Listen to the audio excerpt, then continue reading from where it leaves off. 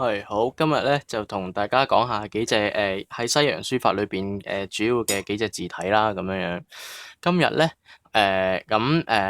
其實咧就有分兩大類嘅。第一類咧就要用呢隻斜桿啦，同埋一啲彈性嘅筆尖寫嘅。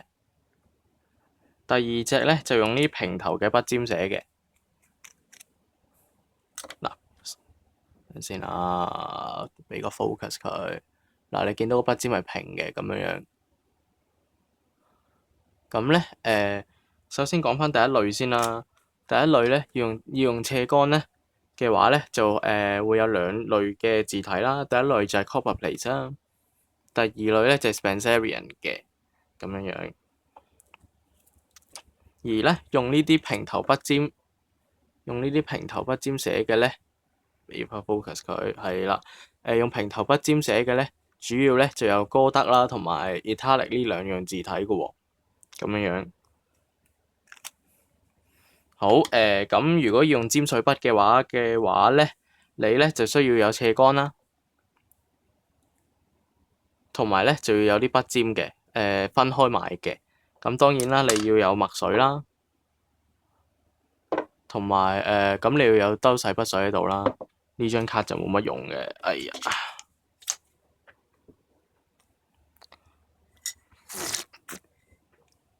係咁好啦，咁咧就事不宜遲啦，等我示範少少啦。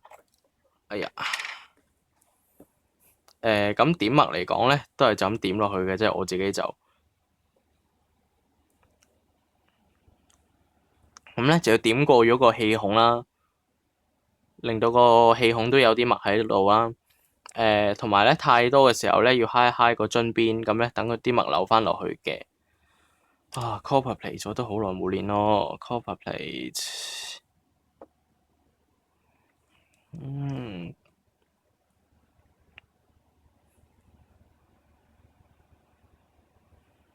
嗯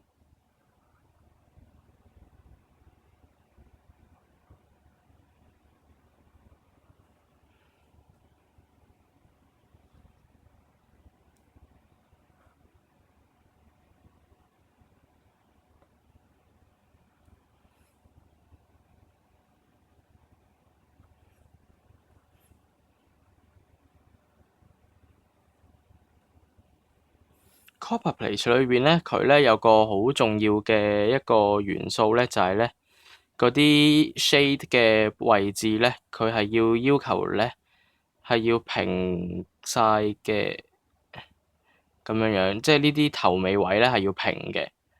咁所以咧呢樣嘢咧都幾花時間去練嘅，同埋咧copperplate 咧都因為佢本身個字體係斜㗎啦，所以都要啲時間去習慣嘅。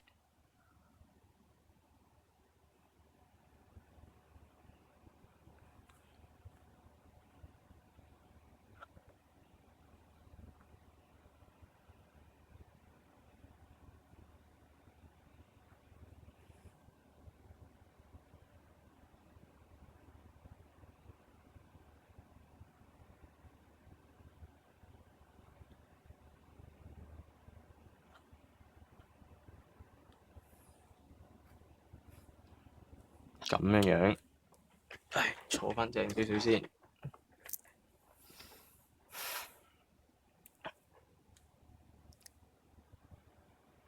咁佢咧啲字體咧就比較粗身少少嘅。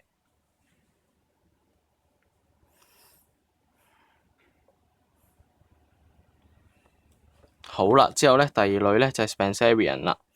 咁咧Spencerian 咧聽聞咧就係喺美國嗰邊喺美國嗰邊發明嘅。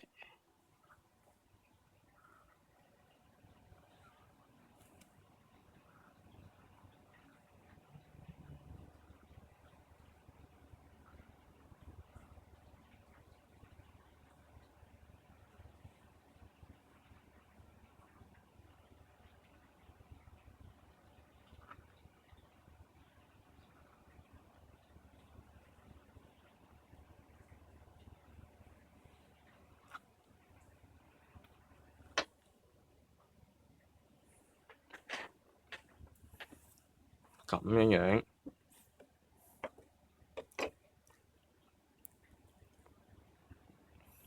好，飲啖咖啡先。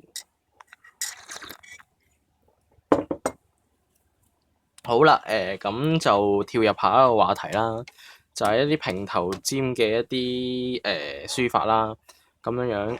咁你需要到一啲平頭嘅鋼筆啦，例如呢一支係 Pilot 嘅平衡筆啦，又或者咧，如果你手頭上冇平衡筆嘅話咧，如果你有呢啲鋼筆但係有平頭筆尖嘅款嘅話咧，都 OK 嘅。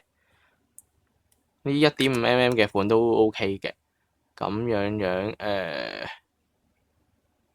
好 zoom 近少少，好就等我講下呢一個 italic 先啦，呢個斜體嘅字啦，咁樣樣。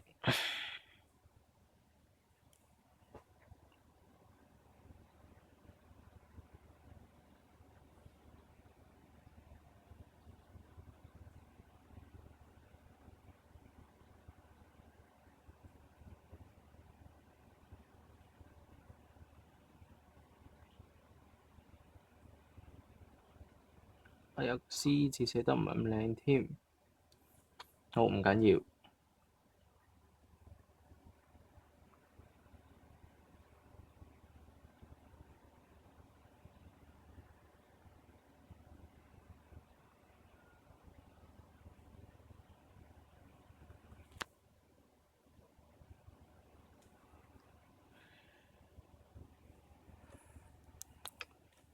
我擰過少少啊，因為咧呢啲斜體嘅字咧，咁其實咧用鋼筆都可以寫到啦，咁樣其實就好方便大家喺出邊都即係無論你上堂啊或者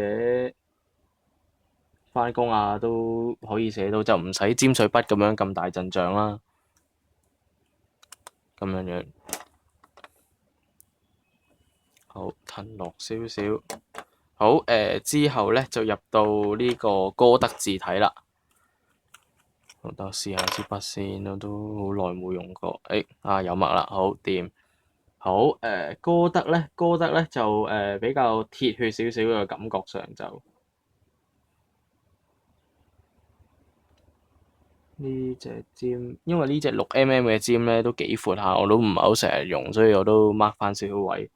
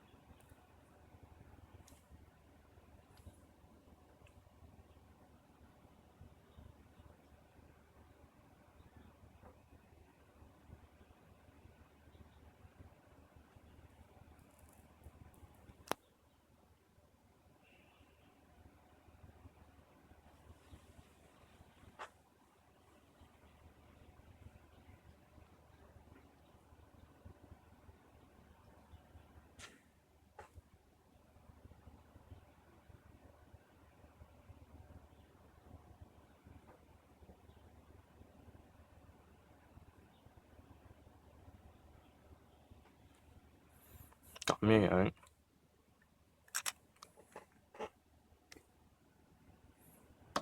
好，希望大家鍾意啦。